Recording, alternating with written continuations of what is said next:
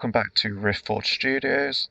Today it is Sean, and today I'm going to show you how to paint Space Walls in a nice stormy grey. I'm using Mark III armour, as I really think Space Walls suit this, and as you can see I've primed the model black. And to start us off, we're going to use Vallejo model layer dark grey blue, and we're just going to spray the whole model all over with this, making sure we get in all the nooks and crannies. I'm applying it in very thin layers, as there's a few steps and layers of paint to go on top of this. So I've thinned the paint probably 3 drops of paint, 2 drops of paint to 1 part thinner. And as you can see, I'm just working my way all the way around the model. Make sure it's a nice even coat.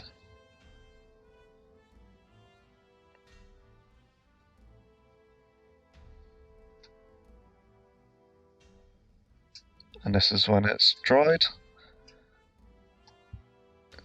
Nice dark grey with a hint of blue, just as the name would suggest. Next up, we're going to do Vallejo model layer ocean grey, and this is your start of your highlights. So I like to do it as you're seeing the model from a table position, so more from above. So I tend to hit the bottom of the feet and then up to the top of the thighs. When doing shoulder pads, I like to just do a bit of a line up the middle, so there's a dark area in the corners. Just hitting the top of the chest, top of the head, backpack, and just wherever you'd think the light would hit as you stood playing a game.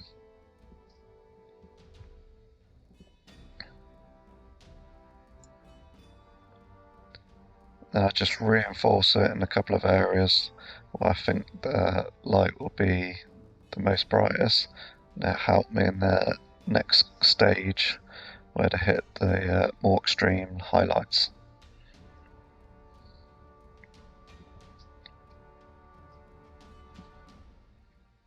So as you can see, it's starting to get a bit brighter. Don't worry, it doesn't end up as bright, as we'll take it all back, as I'll show you shortly. Next we're taking that ocean grey again, but mixing in a bit of Vallejo model layer pale blue grey. I make my own little bottle, and it's a 1-to-1 mix of those two colours, and thinned like the other two stages as well.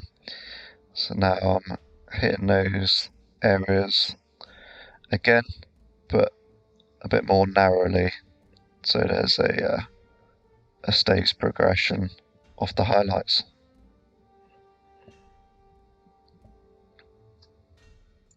This is my 3rd time painting Space Walls, from a young kid to just getting back into the hobby, and then now doing Space Walls Horus Heresy.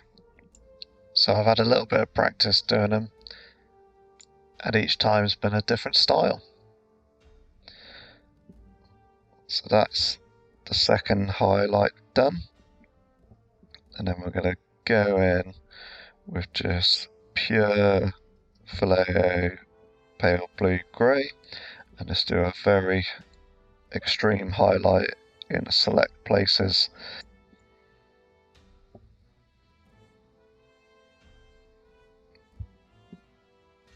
So again, thinned, and as you can see I keep spraying it on the paper there, and that's just to find my trigger control for when I go onto the model, so it's not a big blast and I ruin the highlights.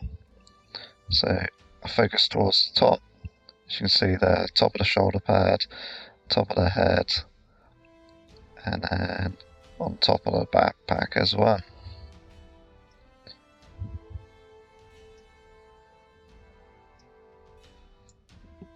excuse me, here. Just had a slight blockage in the airbrush. I'm just working it through with a bit more heavy trigger action. Obviously not on the model. I just hit the real bottoms of the feet to make them pop, and I'm just checking around anywhere I've missed. And then we want to do just right at the top of his chest piece, as carefully as you can, avoiding his face.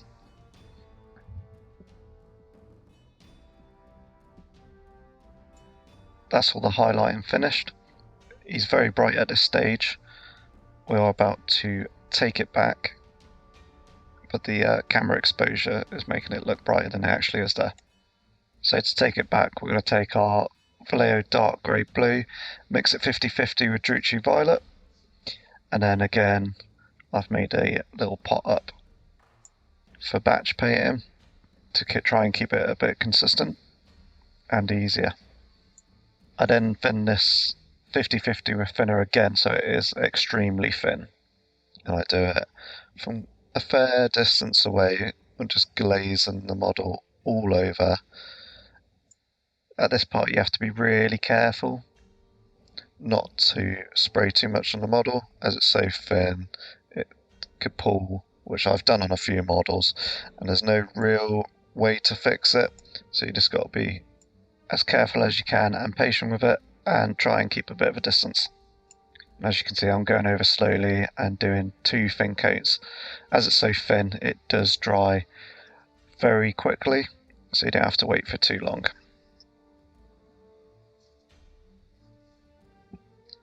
I'm just looking over the model to make sure I've not missed anything, which you'd tell by a very bright spot.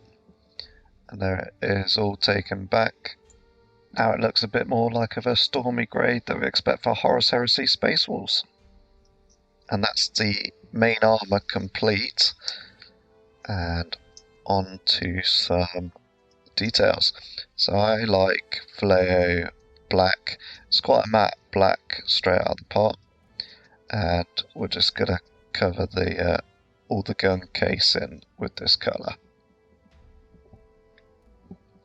Being careful not to touch any of the power armour. Once we've done that, I'll go straight onto the highlight for the black, which I use Vallejo light grey. Just thin it down nicely and catch the edges of all the gun casing. And that's that done. Before I move on to metallics, I paint the eye lenses with Mephiston red. In this video I'm not going to show how I paint the eye lenses all the way through, but Neil's already done a lenses video, which I'll try and do a little pop in the top right hand corner if I can figure it out. If not, it'll be in the link in the description below.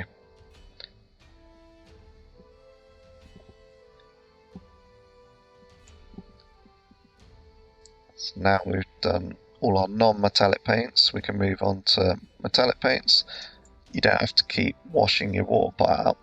Now I've done all the metallic on the gun that you can see there, on his backpack, and in the recesses between the joints. Now we're going on to gold. I got this scale 75 Viking gold, which I think is very suitable for space Vikings. So we just go around picking all the trim. On Mark III there's quite a lot of trim. You can leave it all on the legs and the arms. I like to pick it all out, mainly just because the end product looks really cool. Again, doing it nice and slowly and steady, not to get any on the power armor that you don't want.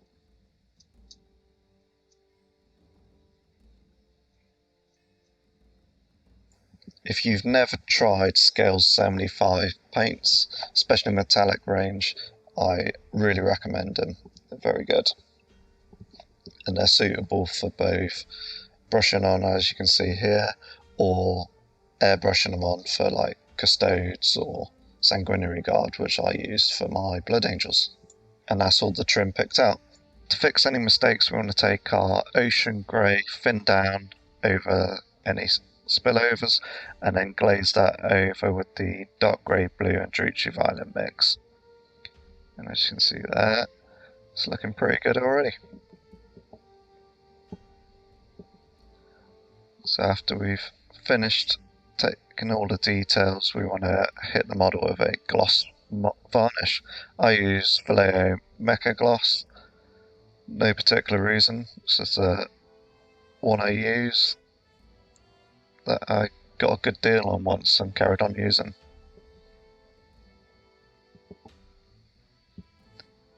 So you want to hit all over the model, trying to get in all the nooks and crannies again, as we will be using some oils. This is the gloss dried, nice and shiny. So we're going to do some decals. So you want your microsol and set. The best decal fixers on the market. You want to start off with your blue one, which is your set, and I put some of that over where I'm going to fix the decal.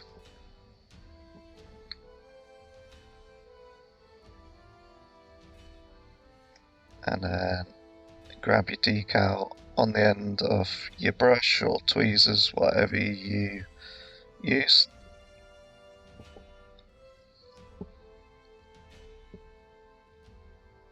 And then carefully pull it in position. I just twizzled the transfer over there. Anyone that doesn't know the ones from Forge World or the new GW ones that they're selling there now, actually double-sided, so some are facing the wrong way, what you'd actually think, but they are reversible. And I've just put the troops arrow on the other shoulder pad.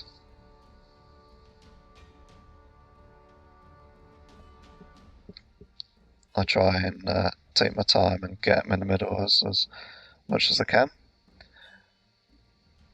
After these are on, leave them about 15-20 minutes for that set to dry, and then that's what it'll look like. Not very good at this stage, but that's when you want the red one, the sole, and this will soften them down and make them nice and flat on the shoulder pads. Now, I was a little bit too keen on this one. As you can see, it was not completely dry and I just slipped there. If you're as impatient as me, this does happen, just keep it wet with the sole and you should be able to slide it around back into position. And once it's dry, it will be fixed. And then now I'm aware of it, I use my brush to roll it on so it doesn't move. Like I say, this is just me being impatient. Normally I batch a load of transfers on so they're dry when I come back to them. Now this is the first coat of the sole dry, and they've already started flattening. And I put a second coat on. I got a rule of the magic 3, and I do 3 layers of this microsol. And at the end of all 3, it'll be so flat that it'll just look like it's been painted on. So this is dry after the second one. And then the final third. On the last one I tend to push a little bit harder just to iron out any final creases.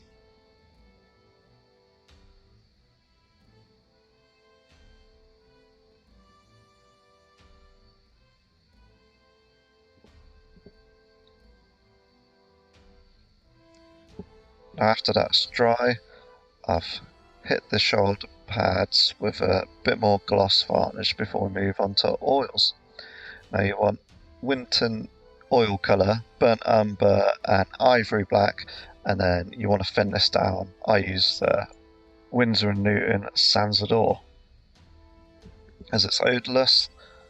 Again, I've put it in a little dropper bottle, as you've just seen there, to easy application.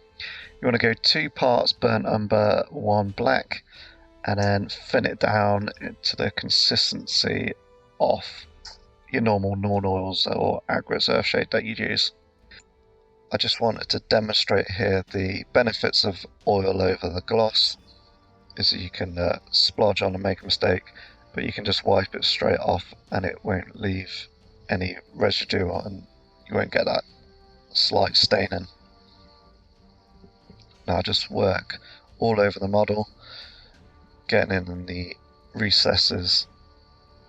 You can splodge all over the model and then do a reduction with the makeup applicator, but once it's been left to dry for half an hour, it can leave a tint on the model, so I tend to not to do this for the Space Wolves anyway, as it can darken the whole model down.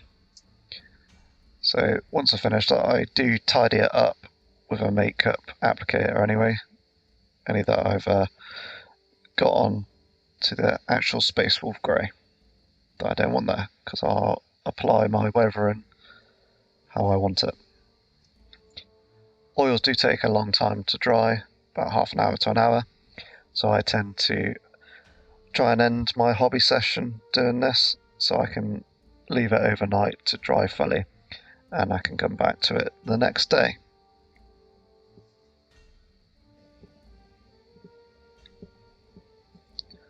So I've left this overnight and come back to the next day, and that is the oil dry. And now you want to hit the whole model with a matte varnish to seal in those oils. Now you want to be a bit more careful on the trigger than I have there. You see I put a little bit too much matte varnish on. Luckily it dries clear, but if it is on too thick it can clog up the details. But on this example I got away with it. So that's the matte varnish dry. It's not quite your ultra matte, it's quite popular, but I quite like this Vallejo Mecha varnishes. So now we're going to highlight the silver metallics with lead belcher. This isn't a really bright silver, so it's only a tame highlight. It doesn't take too much away from the rest of the model, as you can see there when it's all completed. As you can see, I've done the top of the backpack vents as well. So onto the gold highlights, we're going to use the base Rune Lord brass from Citadel. This is actually even though it's a base colour from Citadel, it actually works really well as a highlight for gold. It's a bit sort of another time consuming one, but just take your time picking all the highlights on the trim. Again, if you've not done all the highlights on the legs, it's not going to take as long. So here's me finishing up on the back, and that is the gold all highlighted. So on the shoulder pads there, I've done a line towards the inner part of the shoulder pad, as well as the actual edges. So now onto some good old weathering. We're going to take a Rhinox hide and a bit of sponge. Any dark brown will do, but most people have normally got Rhinox hide kicking about. So now we just dab it on lightly. As you can see, I took most of the colour off on my tissue there. And I'm just aiming for the parts where I think there'll be the most damage, so the bottom of the legs, any other exposed areas.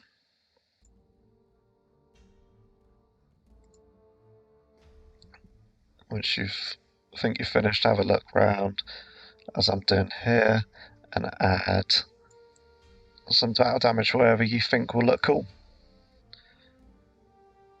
Now take that right on its hide, thin it down, just do a few little scratches, so it's just not all sponge work.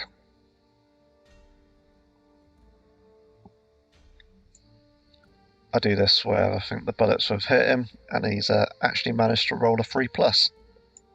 The sponging is to represent more weathering from the environment that they're in. So that's all the battle damage applied. We're going to go back to our burnt umber oil. We're just going to put some on a pot, not adding any thinner here. Just get a very tiny bit on the tip of our brush and go along the scratches that we've already painted in with the Rhinox hide, and dabble on some of the heavier chipped areas as well.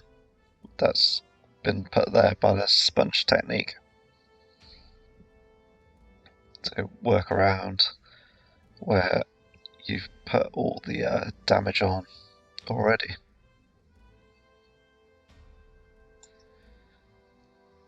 This is to prep for the funnest stage, I think, of creating some streaks. So this is just putting in the work before we grab some thinner and pull those down. If you want to stain an area, you can put a bit of a heavier blob on, so when you add the thinner you can push it around and look like there's some oil staining going on.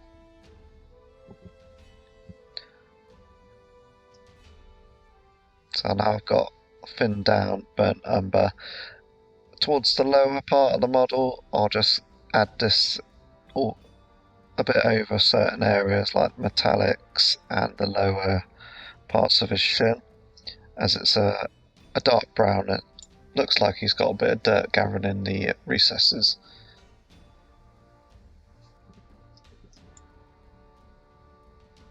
I will also go on to adding some to the gun barrels and the vents on the backpack, just to give a bit of a more of a dirtier look to them as well.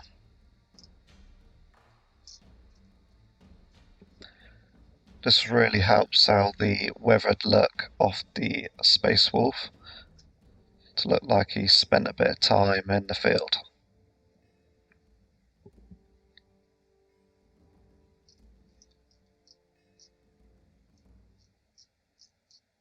Now it looks quite glossy at that stage, but oils do dry matte, so don't worry too much.